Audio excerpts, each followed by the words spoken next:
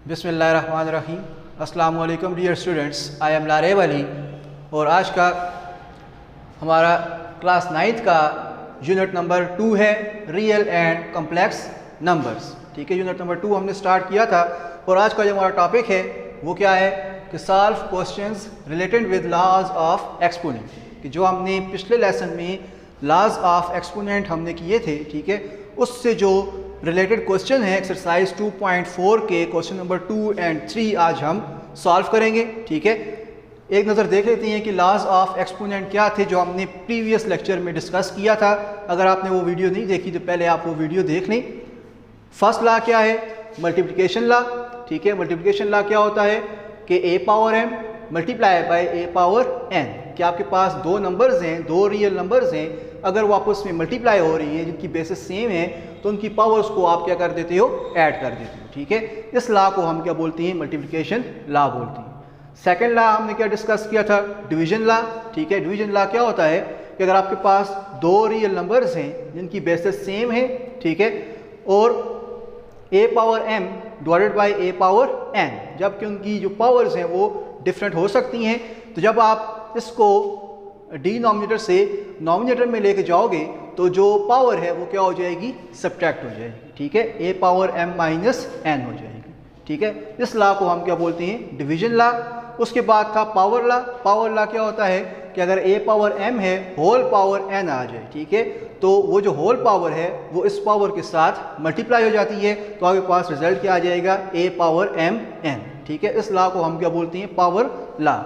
कुछ और law discuss किए थे कि जब आपके पास ब्रैकेट के अंदर दो या दो से ज़्यादा टर्म्स आ जाएं, उसकी होल पावर हो, तो जितनी भी वैल्यूज़ होंगी ब्रैकेट के अंदर आप उनके ऊपर उसकी पावर को अलग-अलग लिख सकते हो। ठीक है, तो A B whole power n equals to a power n b power n। ये जो पावर थी ये आपने a के ऊपर भी अलग ले ली और b के ऊपर भी अलग ले ली। ठीक है, इसी के साथ साथ दूसरा लॉ क्या है कि अगर आपके पास फ्रैक्शन आ जाए, ठीक है, ब्रैकेट के अंदर फ्रैक्शन आ रही है और उसकी पावर होल पावर n है, तो इसी तरह से आप क्या करोगे? जो पावर है वो अंदर जितनी भी टर्म्स हैं उन सब के ऊपर आप अलग-अलग ले लोगे। ठीक है, नेक्स्ट लॉ क्या था? Zero indices. ठीक है, या जीरो एक्सपोनेंट के किसी भी चीज़ या किसी भी नंबर की पावर अगर ज़ीरो हो तो वो किसके इक्वल होगी? हमेशा 1 के इक्वल होगी। इसको आप इक्वल्स टू 1 ले सकते हो। ठीक है, नेगेटिव इंडिसेस या नेगेटिव एक्सपोनेंट क्या था कि जब आपके पास नंबर की वैल्यू जो पावर है वो नेगेटिव आ जाए तो उसको पॉजिटिव करने के लिए सिंपल आप उसकी क्या कर दोगे? उसको आप इन्वर्स कर दोगे, उल्टा दोगे। ठीक है, नॉमिनेटर है तो वो डिनोमिनेटर में चला जाएगा, अगर डिनोमिनेटर है तो वो नॉमिनेटर में आ जाएगा। ठीक है, तो ये थे लॉ जो हमने पहले डिस्कस कर चुके थे डिटेल से। अब हम चलते हैं एक्सरसाइज 2.4 की तरफ, जो कि आज का हमारा मेन टॉपिक है, जिसमें हमने क्वेश्चन नंबर 2 एंड 3 सॉल्व करने हैं। ठीक है, जो कि इन लॉस के साथ रिलेट करते हैं, इसी के साथ इनको हम सिंप्लीफाई करेंगे। ठीक है, क्वेश्चन क्या है कि if a b denote the real numbers then simplify the following. कि अगर आपके पास ये a और b जो आपको वेरिएबल्स गिवन हैं, ये आपके पास कोई क्या है? रियल नंबर्स हैं। ठीक है, तो आपने इनको सिंप्लीफाई करना है। तो मैंने यहाँ पे आपके सामने जो पार्ट्स हैं उनको लिख लिया है और उनको कैटेगराइज कर दिया है इस तरह से कि जो जिनके साथ मतलब कि जो सेम है, जो एक ही मेथड से हो सकती हैं, वो आपको मैं साथ साथ बताऊंगा कि आप इस मेथड के साथ इनको सॉल्व कर सकते हो। एक मैं कराऊंगा, बाकी जो होंगे वो आप खुद करोगे। ठीक है, जैसे कि यहाँ पे मैंने आपके सामने लिखा हुआ है कि part first, second and third. ठीक है, ये एक ही मेथड से हो रहा है। इसके ऊपर जो लॉ यूज़ हम कर रहे हैं वो क्या है?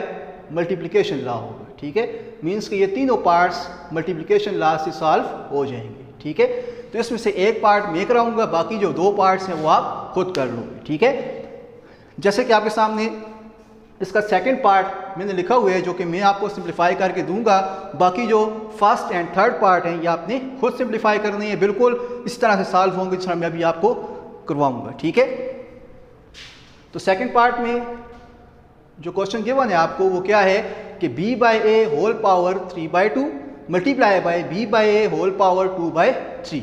अगर आप यहाँ पे देखो तो इसकी जो बेसेस हैं, इसकी जो बेस है वो क्या है? b बाई ए है, और इसकी जो बेस है वो क्या है? b बाई ए, जो कि सेम है। ठीक है, तो हमने लॉ पढ़ा था मल्टीप्लिकेशन लॉ कि अगर बेसेस सेम हो उनकी पावर्स को आप क्या कर देते हो, ऐड कर देते हो। अगर वैल्यूज मल्टीप्लाई हो रही हैं और उनकी बेसिस सेम हो तो जो पावर्स हैं वो आपस में ऐड हो जाती हैं, ठीक है। तो इसको सिंप्लीफाई करने के लिए जस्ट आप क्या करोगे, इनको मल्टीप्लाई करने के लिए जो पावर्स हैं उनको आपस में आप ऐड कर दोगे, ठीक है।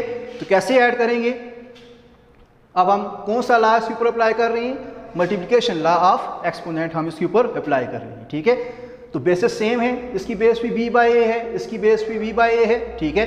तो जो बेस है वो आप एक दफ़ा ही लिखते हो, ठीक है, और जो पावर्स हैं वो आपस में ऐड हो जाती हैं। इसकी पावर क्या है 3/2 प्लस इसकी पावर क्या है 2/3, ठीक है।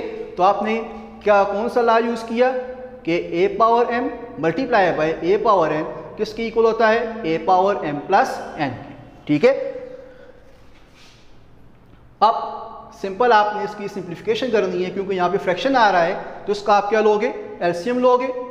2 और 3 का एलसीएम लेंगे तो क्या आएगा 6, ठीक है। तो 3 इस 2 को हमने एलसीएम के इक्वल लाने के लिए किससे मल्टीप्लाई करना है, 3 के साथ।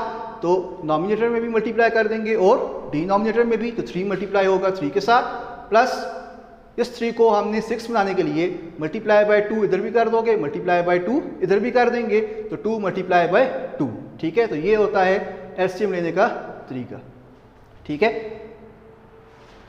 अब आप इसको जस्ट सिंप्लीफाई कर दोगे तो b by A 3 multiply by 3, तो 3 3 jar 9 plus 2 multiply by 2 4 divided by 6, ठीक है, इक्वल्स टू b बाई ए 9 में 4 ऐड करेंगे तो 9 प्लस 4 करेंगे तो 13 डिवाइडेड बाय 6। तो ये आपके पास रिक्वायर्ड आंसर आ जाएगा, ठीक है।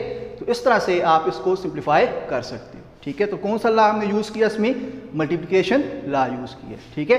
इसी तरह से जिसका फर्स्ट पार्ट है उसमें भी अगर आप देखो तो बेसिस सेम है, तो जस्ट आप पावर्स को क्या कर दोगे, ऐड कर दोगे, बिल्कुल इसी तरह से। और जो थर्ड पार्ट है इसमें जो बेसिस हैं वो क्या है, -a एंड -a, ठीक है। बेसिस सेम है तो पावर्स को ऐड कर दोगे, ठीक है। तो आपने फर्स्ट और थर्ड पार्ट खुद अटेम्प्ट करना है। अब हम चलते हैं नेक्स्ट पार्ट की तरफ, जो कि क्या है 4 5 6 एंड 8, ठीक है। तो इनमें से भी आपको एक पार्ट मैं करवाऊंगा और जो बाकी पार्ट्स हैं वो आपने खुद करनी है, बिल्कुल इसी तरह से होंगे जैसे भी मैं आपको सिंप्लीफाई कराऊंगा, ठीक है। तो इसमें से जो पार्ट ए है, पार्ट 8 है वो मैं कर लेता हूं, बाकी की जो पार्ट्स हैं वो आपने खुद अटेम्प्ट करनी है, ठीक है। तो इसकी अगर आप देखें तो -3a² b² होल स्क्वायर। अब यहां पे जो लॉ यूज हो रहा है वो कौन सा लॉ हम यूज करेंगे, ये वाला लॉ, ठीक है। कि जब आपके पास ब्रैकेट के अंदर 2 या 2 से ज़्यादा टर्म्स आ जाएं और उसके ऊपर आपको क्या गिवन हो, होल पावर गिवन हो, तो आपने लॉ पढ़ा है कि जितने भी टर्म्स होंगी ब्रैकेट के अंदर उन सब के ऊपर आप उस पावर को लहदा ले सकते हो, ठीक है। तो यहाँ पे अगर आप देखें तो इस ब्रैकेट के अंदर आपके पास कितनी टर्म्स हैं, 1 2 एंड 3, ठीक है। और साथ आपके पास नेगेटिव साइन भी है, तो जब भी आप पावर लोगे तो जो साइन है इसके ऊपर भी पावर आप लहदा लोगे, ठीक है। तो जितनी भी टर्म्स हैं सब के ऊपर आप क्या उसकी पावर है वो लहदा ले सकते हो, ठीक है। तो जो पावर है वो नेगेटिव साइन के ऊपर भी आएगी, इसी तरह जो 3 है इसके ऊपर भी लहदा पावर आएगी, जो a है उसके ऊपर भी आ जाएगी, एंड b² के ऊपर भी आप इस पावर को लहदा ले लोगे, ठीक है। तो ये आपने कौन सा लॉ यूज़ किया कि ab होल पावर n हो तो वो इक्वल होता है a power n into b power n, ठीक है। तो नेगेटिव का स्क्वायर मीन्स कि आपने इस नेगेटिव को 2 टाइम्स मल्टीप्लाई करना है, ठीक है। तो माइनस मल्टीप्लाई बाय माइनस, ठीक है। माइनस का स्क्वायर का मतलब क्या है कि आपने इस माइनस के साइन को 2 दफ़ा मल्टीप्लाई करना है, तो माइनस इंटू माइनस क्या हो जाएगा, प्लस, तो ये चेंज हो जाएगा प्लस में, ठीक है। 3² मीन्स कि आपने 3 को 2 टाइम्स मल्टीप्लाई करना है, तो 3 का स्क्वायर लेंगे तो क्या आ जाएगा 9। अब यहाँ पे जो लॉ यूज हो रहा है वो क्या है, पावर लॉ, कि a power 2 whole power 2 a power m whole power m किसके इक्वल होता है, a पावर m n के। मीन्स कि आप जो पावर्स हैं इनको मल्टीप्लाई कर देते हो, ठीक है। तो ये जाएगा a power 2 2 jar 4 multiply by, यहाँ पे भी आप जो लॉ यूज़ कर रहे हो वो कौन सा लॉ है, पावर लॉ है, ठीक है। तो b पावर 2 2 ज़ार 4, ठीक है। तो ये हमने यहाँ पे कौन सा ला यूज़ किया कि अगर आपके पास a power m whole power n हो तो वो इक्वल होता है a पावर m n की, ठीक है। जो पावर्स हैं उनको आप मल्टीप्लाई कर देते हो तो ये आपके पास रिक्वायर्ड रिजल्ट आ गया, ठीक है। तो यहाँ पे हमने दो ला यूज़ किए हैं, एक law a b whole power n, ठीक है, equals to a power n b power n, और दूसरा ला पावर ला यूज़ किया है a power m whole power n equals to a power m n, ठीक है। इसी तरह से जो इसका फोर्थ पार्ट है वो आपने खुद अटैम्प्ट करना है, बिल्कुल सेम टू सेम जैसे मैंने आपको पार्ट 8 पार्ट कराया है, बिल्कुल इसी तरह से होगा, ठीक है। और जो फिफ्थ पार्ट है ये भी बिल्कुल इसी तरह से ही है। इसमें सिर्फ फ़र्क क्या है कि जब आप इसकी पावर्स अलग-अलग लोगे, सिंप्लीफाई करोगे और जो रिजल्ट आएगा उसको फिर दोबारा आप a क्यूब के साथ मल्टीप्लाई कर दोगे, ठीक है। और जो सिक्स पार्ट है इसका, उसमें आप पहले इन दोनों को आपस में मल्टीप्लाई करोगे तो बेसिस सेम है तो पावर्स ऐड हो जाएंगी। यहाँ पे मैं आपको इसकी हिंट दे देता हूँ कि a square b into a square b basis same है तो पावर्स क्या हो जाएंगी, इनकी ऐड हो जाएंगी। इसकी पावर 1 है तो 1 प्लस 1, तो ये क्या बन जाएगा a square b whole square. अब यहाँ पे आप ये ला यूज़ करके, ठीक है, क्वेश्चन को सिंप्लीफाई कर सकते हो, ठीक है, कि a स्क्वायर की पावर भी अलग ले लोगे और जो b स्क्वायर है इसकी पावर भी आप अलग ले लोगे, ठीक है। तो ये जो पार्ट्स हैं, रिमेनिंग पार्ट्स, ये आपने खुद सिंप्लीफाई करनी है, ठीक है। अब हम चलते हैं नेक्स्ट पार्ट की तरफ। सेवन्थ पार्ट है इसका, क्वेश्चन नंबर 2 का सेवन्थ पार्ट है कि a power 0 b power 0 divided by 2, a power 0 b power 0 divided by 2। अब यहाँ पे देखो तो जो नंबर है उसकी पावर क्या आ गई है, 0 आ गई है। तो आपने जीरो इंडिसेस या जीरो एक्सपोनेंट जो ला है वो आपने पढ़ा होगा कि एनीथिंग पावर 0 इक्वल्स टू 1, ठीक है। तो इसलिए जो a पावर 0 है इसकी जगह पे आप क्या ले सकते हो, 1। इस तरह जो b पावर 0 है इसकी जगह पे भी आप क्या ले लोगे, 1 ले लोगे डिवाइडेड बाय 2। सिंप्लीफाई कर दिया, 1 मल्टीप्लाई बाय 1, 1 बाय 2, तो ये आपके पास रिक्वायर्ड आंसर आ जाएगा, ठीक है। बहुत ही आसान है। अब हम चलते हैं नेक्स्ट पार्ट की तरफ। इसका 9th पार्ट है, लास्ट पार्ट है, ठीक है। अब इस पार्ट में अगर आप देखें तो यहाँ पे जो ला यूज़ हो रहा है वो कौन सा हो रहा है, कोएफिशिएंट ला यूज़ हो रहा है, ठीक है। यहाँ पे ये ला यूज़ हो रहा है कि जब आपके पास ब्रैकेट के अंदर वैल्यूज़ डिफरेंट हो और उसकी होल पावर आ रही हो तो उसको आप कैसे सिंप्लीफाई करोगे। तो जो पावर है वो अंदर जितनी भी टर्म्स हैं वो उन सब के ऊपर आप अलग-अलग ले सकते हो, ठीक है।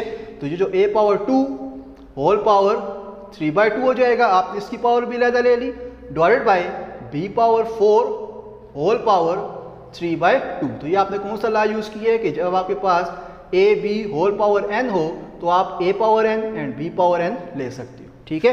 तो इसको आप सिंप्लीफाई कर दोगे, इसको हम अगर ऐसे लिख लें कि 2/1, तो ये नॉमिनेटर है तो नॉमिनेटर से कैंसिल हो जाएगा। तो इसी तरह से जो नॉमिनेटर है वो उसके डिनोमिनेटर से कैंसिल आप कर सकते हो, ठीक है। तो सिंप्लीफाई करने के बाद क्या बन जाएगा, a³ divided by b power 2 multiply by 3 करेंगे तो 2 3 ज़ार 6, तो ये आपके पास रिक्वायर्ड आंसर आ जाएगा, ठीक है। अब हम चलते हैं क्वेश्चन नंबर 3 की तरफ। क्वेश्चन नंबर 3 में भी आपने इन वैल्यूज़ को सिंप्लीफाई करना, ठीक है, और सिंप्लीफाई करते हुए आपने यही लास्ट यूज़ करनी, ठीक है। तो इसका जो सेकंड पार्ट है वो मैं आपको करवा रहा हूँ। सेकंड पार्ट में अगर आप देखें तो 2 पावर 4 है मल्टीप्लाई बाय 5 पावर 3 है, ठीक है, और डिवाइडेड बाय 10 पावर 2 है।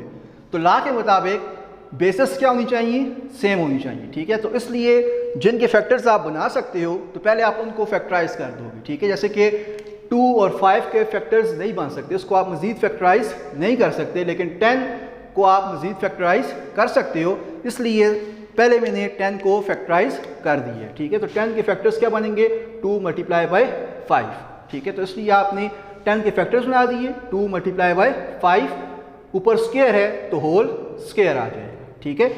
अब यहाँ पे आप ला यूज़ करोगे कि when a into B whole power n हो तो आप a power n b power n लिख सकते हो, ठीक है। तो ये जो पावर है ये इन दोनों के ऊपर अलग आपने ले ली, ठीक है, 2 पावर 2 5 पावर 2। अब यहाँ पे अगर आप देखें तो कोएफिशिएंट ला क्या होता है, कि a power m divided by a power n हो, तो जब आप इसको ऊपर लेके जाओगे तो ऊपर जाके ये जो पावर है इसके साथ जाके सब्ट्रैक्ट हो जाएगी। ठीक है, तो यहाँ पे अगर आप देखें इधर भी बेस 2 है, इधर भी बेस 2 है, तो जब आप इसको ऊपर लेके जाओगे तो ये जाके 4 माइनस 2 हो जाएगा। इसी तरह से इनकी बेसिस भी सेम है। ठीक है, तो कोएफिशिएंट लॉ आप यूज़ करोगे तो जब आप इस पावर को ऊपर लेके जाओगे तो ये 3 के साथ जाके सब्ट्रैक्ट हो जाएगी। ठीक है, सिंप्लीफाई कर दिया, 4 में से 2 को माइनस करेंगे तो 2 आ जाएगा, 3 में से 2 को माइनस किया तो 1, 2 का square 4 and 5 power 1 equals to 5, 4 multiply by 5 करेंगे तो 20। ठीक है, तो ये आपके पास रिक्वायर्ड रिजल्ट आ जाएगा। ठीक है, इसका पार्ट थर्ड है। ठीक है, थर्ड पार्ट में अगर आप देखो तो इसमें भी हम कौन सा लॉ यूज़ कर रहे हैं, कोएफिशिएंट लॉ, क्योंकि यहाँ पे देखें तो अगर इसकी बेस क्या है a प्लस बी है। ठीक है, इसकी बेस क्या है a प्लस बी है। ठीक है, तो जिसको आप +1 को आप ऊपर लेके जाएंगे तो -1 हो जाएगा। इसी तरह से ये भी बेस c प्लस डी है, इसकी बेस भी c प्लस डी है, सेम है। तो इसी तरह से जब आप इसको ऊपर लेके जाओगे तो ये जाएगा 3 माइनस 2। सिंप्लीफाई कर दिया, सिंप्लीफाई करने के बाद आपके पास ये रिजल्ट आ जाएगा। ठीक है, अब यहाँ पे आप पावर लॉ लगाओगे, क्योंकि जो ब्रैकेट के अंदर है 2 टर्म्स आ रही हैं, एक a प्लस बी है, एक c प्लस डी है। तो जब आप इस पावर को इन दोनों के ऊपर आप अलग-अलग ले सकते हो, इसलिए इस 3 को आप a प्लस बी के ऊपर भी अलग ले लोगे और c प्लस डी के ऊपर भी अलग ले लोगे। ठीक है, तो ये आपके पास रिक्वायर्ड रिजल्ट आ गया। तो उसके ऊपर आपने 2 लॉज लगाए हैं, एक कोएफिशिएंट लॉ लगाया है और एक ये जो लॉ है कि जब आपके पास ब्रैकेट के अंदर डिफरेंट टर्म्स आ जाएं तो उसकी होल पावर हो तो आप जितनी भी टर्म्स हैं उनके ऊपर अलग ले सकते हो। ठीक है, पार्ट 4 है इसका, cube root of a whole power 1/2। तो जब भी क्यूब रूट आ जाए, फोर्थ रूट आ जाए, तो उसको आप चेंज करोगे रेडिकल फॉर्म से किसके अंदर, एक्सपोनेंशियल फॉर्म में। ठीक है, तो क्यूब रूट ऑफ a की जो एक्सपोनेंशियल फॉर्म है वो क्या बनेगी, a पावर 1/3। क्यों, क्योंकि क्यूब रूट की जो वैल्यू होती है वो क्या होती है, 1/3 होती है। ठीक है, इसलिए आपने इसको चेंज कर दिया रेडिकल फॉर्म से किसके अंदर, एक्सपोनेंशियल फॉर्म में। ठीक है, अब यहाँ पे जो लॉ यूज़ हो रहा है वो क्या हो रहा है कि जब आपके पास पावर लॉ कि a power m whole power n किसके इक्वल होता है, a पावर m n। तो इसलिए ये जो वैल्यूज़ हैं, जो पावर्स हैं, ये आप उसमें मल्टीप्लाई होंगी, मल्टीप्लाई करने के बाद आपके पास रिक्वायर्ड रिजल्ट आ जाएगा। ठीक है, तो इसका क्वेश्चन नंबर 3 का 5th पार्ट और जो फर्स्ट पार्ट है इसका ये आपने खुद अटैम्प्ट कर दिए। ठीक है, तो ये मैंने सारे क्वेश्चन नंबर 2 के और क्वेश्चन नंबर 3 के जो मेन क्वेश्चंस थे वो मैंने आपको खुद करवा दिए हैं, जो बाकी इसके क्वेश्चंस रह गए हैं वो आपने खुद कर दिए। तो ये था आज का हमारा टॉपिक। आई होप कि आपको समझ आ गई होगी। अपना ख्याल रखिएगा। खुदा हाफिज़।